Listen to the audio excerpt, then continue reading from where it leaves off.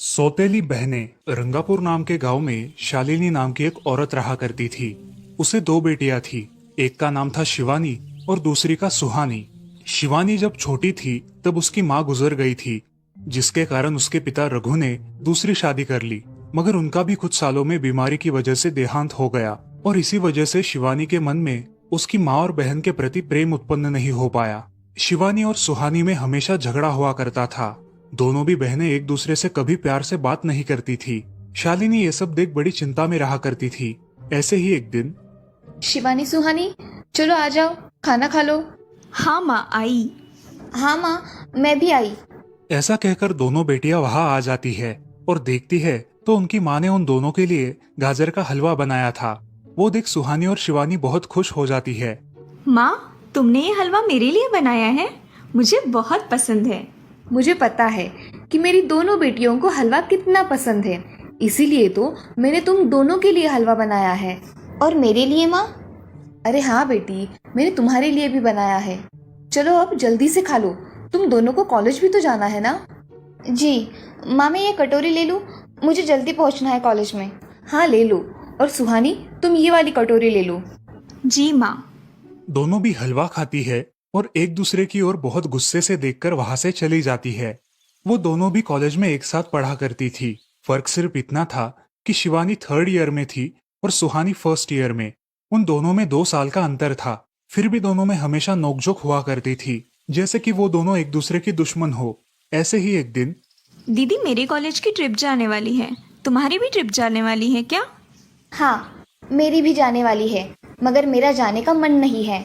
क्यों दीदी? क्योंकि वहाँ पे तुम हो। मुझे भी कोई शौक नहीं है तुम्हारे साथ आने का। मैंने ऐसे ही पूछ लिया। मैं जा रही हूँ। शिवानी और सुहानी एक दूसरे की ओर मुंह फेर कर वहां से चली जाती है। अगले दिन दोनों भी कॉलेज में जाती है। तब उनके टीचर उनसे पूछते हैं, शिवानी, तुम कॉलेज की ट्रिप में आने वाली हो? जी सर, मैं आने वाली हूँ। ठीक है, मैं तुम्हारा नाम लिखवा देता हूँ। जी सर। ऐसा बोलकर टीचर ट्रिप के लिए जाने वाले विद्यार्थियों की लिस्ट बना लेते हैं। घर आकर शिवानी और सुहानी ये बातें अपनी माँ को बताती है। सुहानी, शिवानी, तुम दोनों ट्रिप के लिए जा रही हो, मगर वहां जाके झगड़ा मत करना, नहीं तो ट्रिप पे जाने की कोई जरूरत नहीं है। नहीं माँ, हम झगड़ा नहीं करेंगे। हाँ माँ, हम झगड़ा नहीं करेंगे। तो फिर ठीक है, तुम दोनों जाओ। ये लो ट्रिप के लिए पैसे, और बाकी के ये तुम्हारे पास ही रखना। माँ, हम कल जाएंगे और 2 दिन के बाद वापस आएंगे। ठीक है, चलो अब सो जाते हैं, कल तुम दोनों को निकलना है। अब वो सब खाना खाकर सो जाती है। अगले ही दिन सुबह उठकर वो दोनों भी अपने अपने बस में बैठकर ट्रिप के लिए निकल जाती है और इधर शालिनी अपने काम में व्यस्त हो जाती है। ऐसे ही कुछ देर बाद शालिनी को शिवानी का फोन आता है।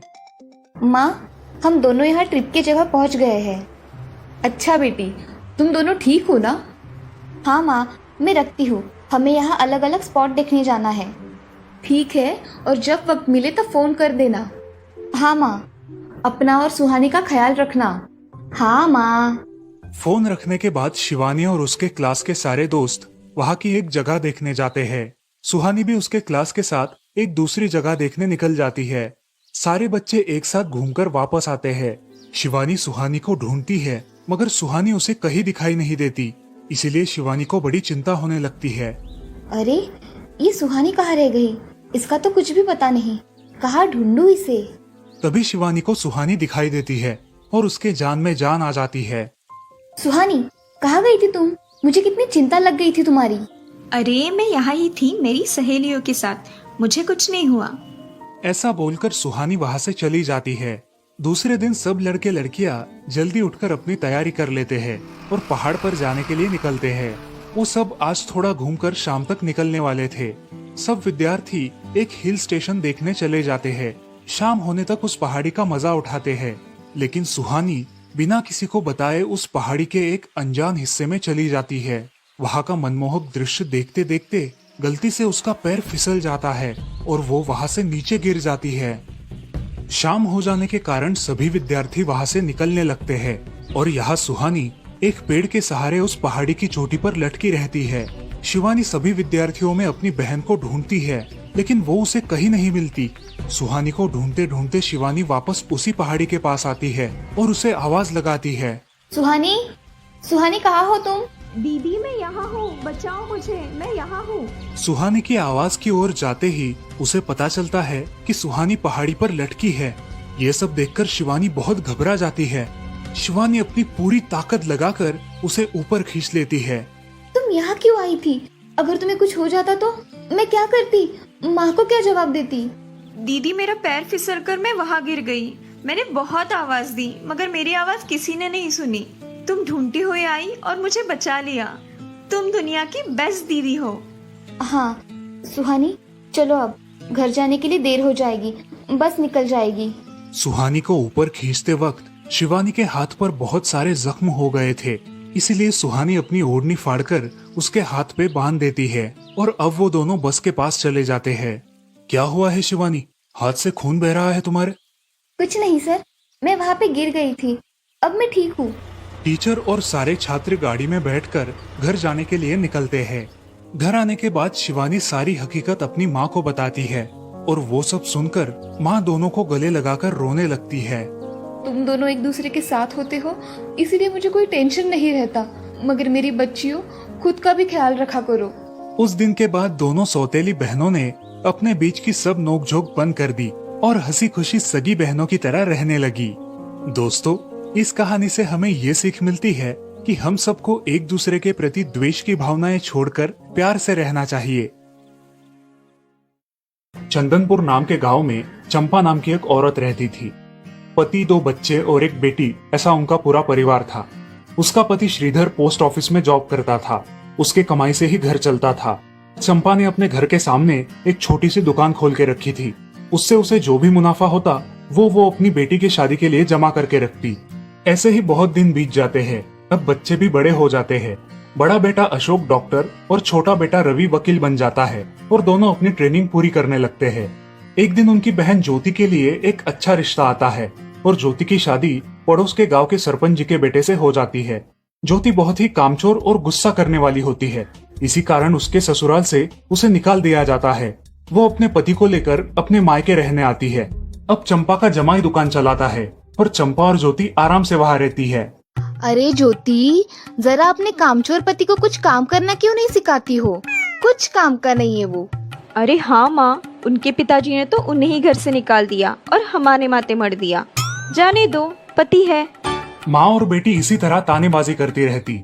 अब बड़े बेटे अशोक की शादी उन्हीं के गांव के एक लड़की से करा दी गई, लेकिन उस लड़की से भी चंपा बहुत काम करवाती और वो बेचारी सासू माँ का आदर करके सब काम चुपचाप करती थी। एक दिन वो काम करके थक गई और एक जगह पर बैठ गई। ए कामचोर कमला, इतना सारा काम पड़ा है घर में, क्या वो तुम्हारा बाप आके करेगा? चलो उठ, काम कर। हाँ हाँ माँ जी, करती हूँ। ऐसा कह के कमला अपने काम पर लग जाती है और सारा काम खत्म कर देती है। चंपा अपने बेटे अशोक से घर आने के बाद चुगलियां किया करती थी। अशोक घर आकर कमला को बहुत भला बुरा कहता और कभी कभी तो उस पर हाथ भी उठाया करता था। ये सब रवि देखा करता था और रवि को बहुत बुरा लगता था। अशोक मारने आता तो रवि बीच में पड़ जाता और माँ बाप को डांटता था और वही झगड़ा खत्म हो जाता था। ऐसा बहुत दिन चलता रहा। रवि को रंजना नाम की एक लड़की बहुत पसंद थी, जो कि एक न्यूज रिपोर्टर थी। क्या तुम मुझसे शादी करोगी? मुझे तुम बहुत पसंद हो। हाँ, मगर रवि, तुम्हारे घर में तुम्हारी माँ का बर्ताव मुझे बिल्कुल पसंद नहीं है, इसीलिए पहले तुम इसका कोई हल निकालो। अरे रंजना, मैं हूँ ना तुम्हारे साथ, तुम्हें टेंशन की क्या बात है? मगर रवि, तुम भी अगर मुझे मारने पीटने लगे तो मैं तुम्हें कोर्ट में खींचूंगी।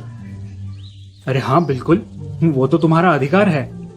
अगले दिन रवि अपने घर में रंजना के बारे में बताता है। रवि की माँ चंपा उसे साफ मना कर देती है। रवि, तुम्हें कुछ समझ आता है या नहीं? अपनी बिरादरी की लड़की से शादी करो बेटा। इस घर में ये आखिरी शादी है और मेरे भी कुछ अरमान है बेटा। अजय, आप कुछ कहते क्यों नहीं? हाँ बेटा, तुम्हारी माँ सही कह रही है, तुम इसकी बात मान जाओ बेटा। नहीं पापा, मैं शादी करूंगा तो सिर्फ रंजना से, वरना मैं शादी नहीं करूंगा। सब चुप हो जाते हैं। अगले दिन रवि मंदिर से शादी करके घर आता है। सब अचरज से रवि की ओर देखते हैं और चुपचाप अपने कमरे में चले जाते हैं। कमला उन दोनों का स्वागत करती है और वो दोनों अपने कमरे में जाते हैं। कैसे लगा मेरा घर? अच्छा है, मगर सब मिलजुल के रहे तो और भी अच्छा होगा। रंजना, तुम्हें मेरी माँ को सबक सिखाना होगा, तभी घर के सारे सदस्य ठीक हो जाएंगे। ठीक है रवि, जैसा तुम चाहो। अगले दिन रंजना अपने घर के मंदिर में पूजा करने जाती है। तभी रुको, मेरे भगवान के मंदिर में तुम मत आओ, जाओ यहाँ से। ये कहकर सास रंजना को वहाँ से भगा देती है और घर के किसी भी काम को करने से मना कर देती है। तब क्या माँ जी, आज से मैं इस घर की बहू हूँ। इस घर पे मेरा भी उतना ही अधिकार है जितना कि आपका। क्या बोल क्या रही हो? निकल जाओ मेरे घर से। खबरदार अगर हाथ भी लगाया तो। पता है ना, मैं न्यूज रिपोर्टर हूँ। रातों रात खबर छाप दूंगी और कोर्ट के चक्कर लगेंगे वो अलग, समझिए आप। सास चुपचाप देखने लगी और उसकी बेटी और ससुर भी देखते ही रह गए। रंजना ने कमला से कहा, दीदी, मुझे आपसे काम है, आप मेरे कमरे में आइए। और हाँ, आज से खाना ज्योति दीदी आप बनाएंगी। अरे माँ, तुम कुछ बोल क्यों नहीं रही हो? ये मुझे काम करने को बोल रही है। अजी सुनते हो? चलो मेरी मदद करो। हाँ आता हूँ। ज्योति किचन का काम करने चली गई और सास बाहर का काम करने लगी। रंजना कमला को लेकर अपने कमरे में गई और उससे कहा, कमला दीदी, आप कुछ कहते क्यों नहीं? आप चुपचाप सह लेती हो, उसका ये नतीजा है। अब देखो दीदी कैसे काम कर रही है। आप कुछ काम करती थी क्या शादी के पहले? नहीं रंजना, मगर अब घर से ही अपना खुद का कुछ व्यवसाय शुरू करने का सोच रही हूँ। बहुत अच्छे दीदी, अब आप किसी से मत डरिए, हम हैं आपके साथ। सच में किसी के साथ होने का कितना महत्व होता है। अब उसकी सासू माँ ही घर के सारे काम करने लगी थी और ज्योति को काम करवाने की वजह से ज्योति भी अपने ससुराल जाने की सोच रही थी। अजी, यहाँ तो काम वाली से भी ज्यादा बुरी हालत हमारी हो गई है। चलो हम हमारे घर चलते हैं, सब है हमारे यहाँ। अरे रे, आप कहाँ चली? अभी भी काम बाकी है। ज्योति का पति रंजना से धन्यवाद कहता है और ज्योति को लेकर अपने घर चला जाता है। अब सासू माँ एक दिन पूरा काम करके इतना थक जाती है कि उसके बदन में बहुत दर्द होने लगता है।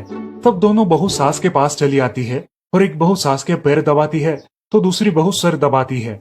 सासू माँ उठकर रोने लगती है। मुझे माफ कर दो मेरी बेटियों, अब से कभी ये गलती नहीं होगी। सास को उसके किए पर पछतावा होता है और ये देखकर घर के सभी सदस्य बहुत खुश हो जाते हैं। रवि और रंजना भी बहुत खुश होते हैं। वाह बहू, जो आज तक नहीं हुआ वो तुमने करके दिखाया। बहू हो तो ऐसी।